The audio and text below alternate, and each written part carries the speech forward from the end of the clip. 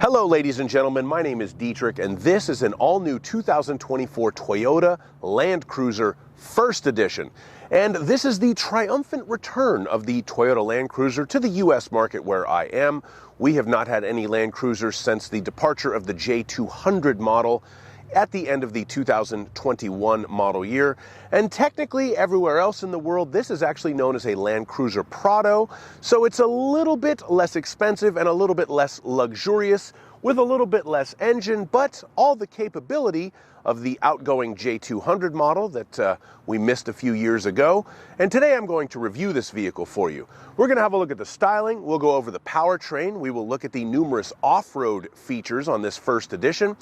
We will measure out the cargo space, we'll look at the passenger room, and we will look at the interior convenience features and the safety features.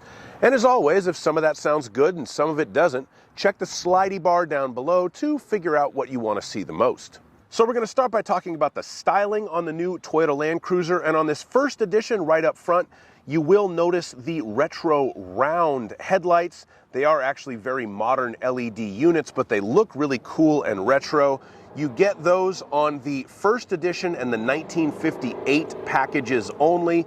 If you get just the standard Land Cruiser for 2024, it has a more traditional rectangular headlight.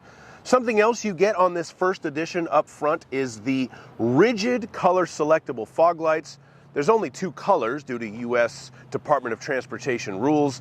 They're either going to be sort of amber yellow or white, but that is pretty cool. And there's just an easy button to push to switch between the colors on the interior of the vehicle. Other unique styling features that are specific to the first edition include the standard front and rear heavy-duty mudguards. Those do look really cool, and they say first edition on the rear mudguard. I like those a lot. The 18-inch black wheels with the 33-inch all-terrain tires are standard on the first edition as well. And of course, you get the rock rails on the side. Those are not side steps. Those are meant to sort of slide the vehicle over rocks if you're doing some serious off-roading so you don't damage the actual body. You also have the roof rack on the top. That's standard on the first edition. So you can put lots of stuff on the roof for your safari expedition. And we have a front skid plate that is functional for off-roading that protects the engine and the gearbox. That's standard on the first edition as well. Overall, as far as the looks of the car, I do think it's a good-looking vehicle. It's very butch, although it doesn't look quite as expensive as the old J200 Land Cruisers. But then again, it's not as expensive as that car, so that is a fair trade-off. I will admit, at its worst angles, the new Land Cruiser does kind of look like a very long Nissan Xterra, but overall, a nice-looking vehicle and an honest-looking vehicle. It looks like it's built to go off-road, and it certainly is. Now we're going to have a look under the hood and talk about the iForce Max powertrain. What you're looking at here is a 2.4-liter four-cylinder engine, turbocharged, hooked to a hybrid battery, electric motor, and an 8-speed automatic transmission. The total system output is 326 horsepower and 465 torque.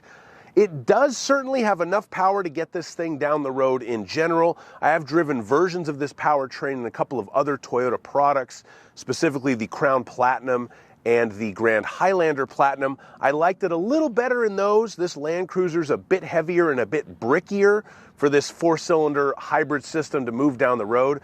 And quite frankly, because driving this thing reminds me of an old Range Rover so much, it's kind of weird to hear that four-cylinder sound come through. But overall, it does do a pretty good job. I will say, at least in my testing on this particular car, it doesn't quite hit its EPA numbers. It missed them by quite a bit. But, you know, it's a big bricky car. I don't know. I'm not going to be too judgmental about that. But if you're expecting to get what it says on the window sticker as far as gas mileage, maybe not. Temper your expectations there. The powertrain is rounded out by a genuine 2-speed transfer case that gives you low-range four-wheel drive for superior off-road prowess. And that leads us very cleanly to the off-road features. Now, I already went over some of the exterior parts during the styling feature that will help you off-road. Things like the skid plates, the roof rack, the rock rails, etc. But when you get inside of the vehicle, there is a ton of stuff in here too that will help you. We have locking center and locking rear differentials. Both of those will help you get through low traction conditions with the four-wheel drive system. We have an updated version of Toyota's crawl control. What the crawl control does is it's basically a very low-speed cruise control, so you can set it to go like 3 miles an hour, and then you don't have to worry about accelerating. You can just steer through difficult terrain if you're doing some serious off-roading. We have the downhill assist control, which is essentially like hill descent control that limits your speed going down steep terrain. We also have a front stabilizer disconnect mechanism, so you can push this button down here and that will disconnect the front stabilizer bar. What that does is give you better wheel articulation in the front, so if you're trying to drive over a rock that's only on one side of the car, that one wheel can lift up higher to help the vehicle get over the rock and also maintain traction while you're doing it. That's a pretty fancy off-road piece of tech. And we have the multi-terrain select. That functions in four-wheel drive high and four-wheel drive low, and you can change the different modes that you're going to be driving the vehicle through. You have deep snow, you have mud, you have sand, you have dirt, and you have automatic if you want to let the car's computers figure it out. Basically what that system does is it tailors the throttle response, the anti-lock braking system, and the traction control, the car's computers, to help you get through those specific types of terrain. And if you want to see the specific type of terrain you're getting through, you can use the multi-terrain monitor system. That is what Toyota calls the surround view camera on this Land Cruiser. So you have a nice 360-degree view of everything that is around you and underneath you. That's a pretty cool feature to use off-roading. And if you want to know the nerdy statistics of off-roading, we have a 31-degree approach angle, a 25-degree breakover angle, and a 22-degree departure angle. If you don't know what that means, look it up, I guess, or maybe it really doesn't matter to you. All right, now we are going to measure out the cargo space, so let's open the power rear liftgate. And we do have the official Toyota Land Cruiser cargo net thing here. I'm going to remove this, use my laser tape measure, and we'll measure all this out.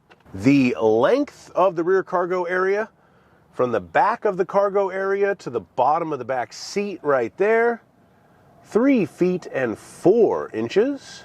The width of the rear cargo area at its widest point from there to there is 4 feet and 2 inches. The width of the cargo area at its narrower point in between the wheel wells, 3 feet and 7 inches. It should be noted that there's some kind of like, they almost look like cup holders back here, and a rear USB-C port for charging, but there is no third row seat in this car. We do also have a household style power outlet right there, so that's pretty useful. The height of the cargo opening at the rear of the cargo area, 2 feet and 8 inches. That is the height of the opening from right there to right there. The maximum height of the interior of the cargo area, you gain a whopping 3 inches, so that's 2 feet and 11 inches. So it should be noted, if you want to fold down the seats, you can kind of do it like that on the back seats and get them up and out of the way. And there are some instructions right there on what to do to keep them in place out of the way, if that's what you're going to be doing with them. So if you want to do it like that, you certainly can.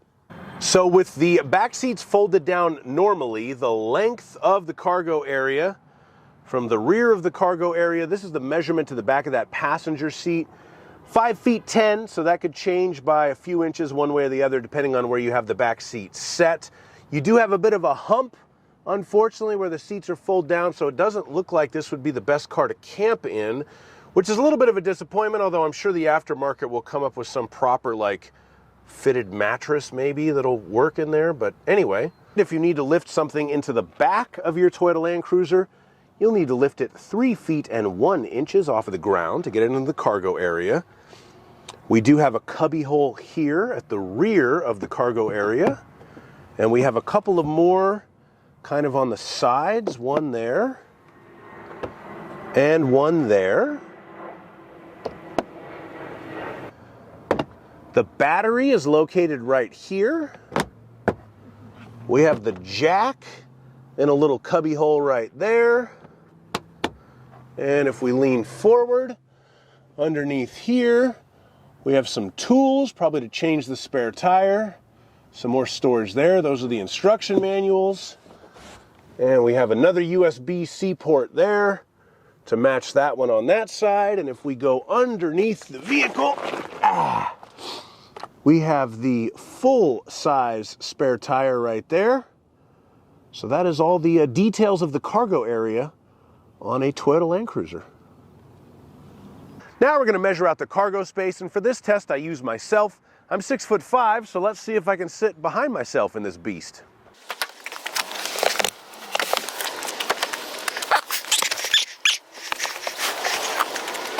Okay, so the answer to this question is yes, I can. If I get into the front, I have just enough knee room. I do have good headroom, of course. And if I get into the back, I have just enough knee room. I do have enough headroom, so it is a very roomy interior inside of the new Land Cruiser. You'll see here the adjustments for the rear temperature, for the air conditioning and the heating. And we also have two USB-C charging ports right there and a 12-volt power outlet right there. And the air vents are actually up here in the ceiling for the backseat passengers. So we have an air vent there and an air vent there. So it is a very comfortable cabin in the new Toyota Land Cruiser. Now we'll go over the interior convenience features on this Land Cruiser First Edition. And since it is a First Edition, it is pretty much fully loaded as far as what you can get in a Land Cruiser in the US market for 2024. You will notice the large 12.3-inch infotainment touchscreen that includes factory navigation, wireless Apple CarPlay and Android Auto, Sirius XM radio, AM, FM radio, and all of that is hooked up to a 14-speaker JBL sound system, which sounds pretty good, but not fantastic. We also have very comfortable leather seats to sit on, and they are heated and ventilated in the front. And we have a manual cushion length adjuster on the driver's side to give yourself a little bit more knee support as well. The steering wheel is also heated. That's actually a standard feature on all new Land Cruisers, even the 1958 base model. We have wireless charging to go along with the wireless Apple CarPlay and Android Auto. And we also have USB-C fast charging. And this particular Land Cruiser came with the Toyota branded accessory cables, so you can plug your phone in using the Toyota branded cables. It's kind of an interesting touch, but that's something that it came with. We also have a cooler box in the center console, so if you want to keep some drinks cool on a long drive, you can put them in there and push the button. Although the little warning label on there, I guess, says do not put meat or fish, so keep that in mind, please. Always read your instruction manual before operating the vehicle. This first edition model also has a heads-up display, which shows your speed and certain other safety information, also directions if you have the navigation set. And you have a moonroof, but it's just a standard moonroof to complement the heritage styling. You don't want to get too fancy. And finally, we'll talk about the safety features, and there are a lot of them on this car. It does come standard with Toyota Safety Sense 3.0, so that gives us the pre-collision system with pedestrian detection. So if it thinks you're going to hit an object, another vehicle, or a pedestrian, it'll beep at you to warn you, and it can apply the brakes if it thinks that that is necessary. You do have dynamic radar cruise control with lane tracing assist. I'll put a link in the description that shows you how to use that if you have one of these cars. You have lane departure alert with steering assist. So if it thinks you're drifting out of your lane, it can beep at you, and it can also correct your steering as well. It will read the road signs and display them in the heads-up display for you. You do have automatic high beams, so it'll turn your high beams on and off at night, given the situation. And you have proactive driving assist, which is a strange feature where basically if you're on the freeway or sometimes on just a regular road, the car will slow down if it thinks you're too close or accelerating too much towards the car in front of you, And it will also automatically slow the car down for some upcoming curves. It's a very Toyota feature. If you've ever been stuck behind a Toyota in the fast lane, they've kind of just built it into the electronics on the cars with Safety Sense 3.0 now. You also get blind spot monitoring with trailer merge warning. So basically the blind spot monitoring extends further back behind the vehicle to try to cover the length of the trailer as well. You have rear cross traffic alert and front cross traffic alert, so the car will alert you if there are cars going crosswise either behind and in front of you. And you have safe exit alert so that you don't open your door and get out of your new Land Cruiser into oncoming traffic. Thank you so much for watching my video on this 2024 Toyota Land Cruiser. I think it's a really cool car. I have enjoyed my time with it. If I had a complaint, it would be that the fuel economy is not quite where it says it should be per the EPA, and I think it could use a little bit more engine, maybe a twin turbo V6 option or something like that. But overall, really cool car, and I really like it. Thanks again for watching my video. There'll be a link to my POV test drive in the description. Please like, subscribe, and have a great day. Bye-bye.